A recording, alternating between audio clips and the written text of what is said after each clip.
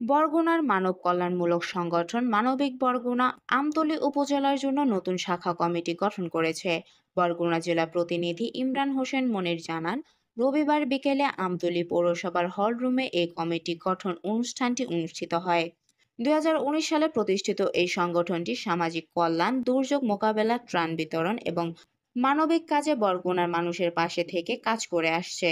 অনুষ্ঠানে প্রধান অতিথি হিসাবে উপস্থিত ছিলেন মোহাম্মদ ইমরান হোসেন মনির, প্রতিষ্ঠাতা মানবিক বরগুনা ও প্রতিষ্ঠাতা চেয়ারম্যান ইসলামী ব্লাড ফাউন্ডেশন বাংলাদেশ।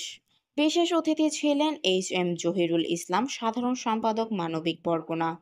প্রধান বক্তা হিসেবে বক্তব্য দেন অলি হাওলাদার, সাংগঠনিক সম্পাদক মানবিক বরগুনা।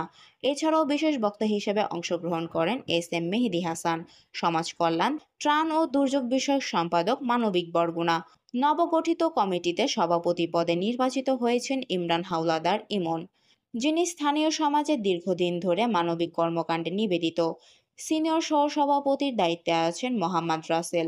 কমিটির অন্যান্য গুরুত্বপূর্ণ পদে রয়েছেন মোহাম্মদ সিফাত, সাধারণ সম্পাদক, মোহাম্মদ অলিউল্লাহ, যুগ্ম সাধারণ সম্পাদক, মোহাম্মদ জাহিদ সহ যুগ্ম সাধারণ সম্পাদক, তৌফিকুল ইসলাম, সাংগঠনিক সম্পাদক, মোহাম্মদ ইমরান হোসেন মুহাস, সহ সাংগঠনিক সম্পাদক, মোহাম্মদ রাকিবুল ইসলাম, অর্থ সম্পাদক, লিমন হাওলাদার, তথ্য ও প্রচার সম্পাদক সহ অন্যান্য সদস্যরা।